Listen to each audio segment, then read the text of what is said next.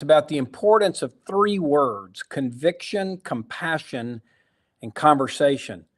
I recently read a book called Messy Grace by Caleb Kaltenbach, and then his sequel is Messy Truth. And I love it because I've always had a strong conviction about the whole issue of truth and grace and the need to be full of both truth and grace. And so this book, Messy Grace and then Messy Truth, just hits that right on. And in Messy Truth, he shares a great kind of way of relating to those that you have strong differences with. So let's say that you're trying to minister or relate to somebody that you have different convictions or a lot of differences with, say morally or politically or socially or in terms of just lifestyle or spiritual beliefs. And he has three words that I found very helpful. He says you need to be able to maintain your convictions while also having compassion and then being able to engage in conversation. So let's take those just real quick.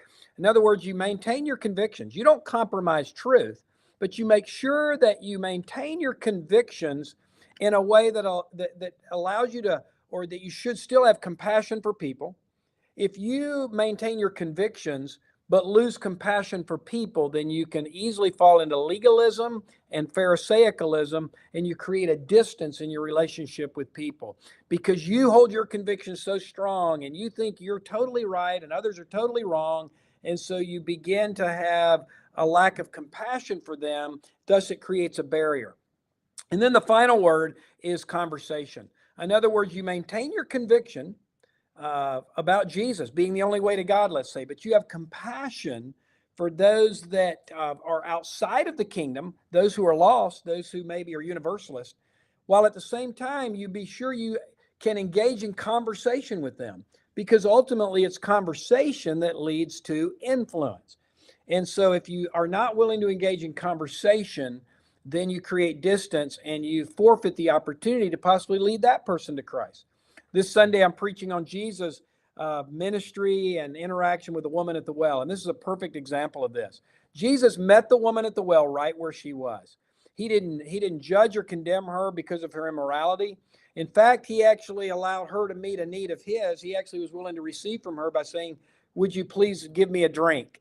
And he related to her with compassion. He engaged in conversation with her, which allowed him to share the conviction and the truth that he was the living water and that he could meet her needs and satisfy her at a level no one else could.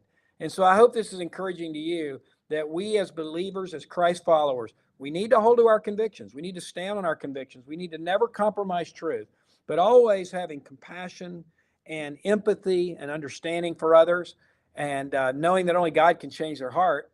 And then all along, being able to engage in healthy conversation with them so as to hopefully and prayerfully be able to see God use us to bring them to Christ where they can be changed.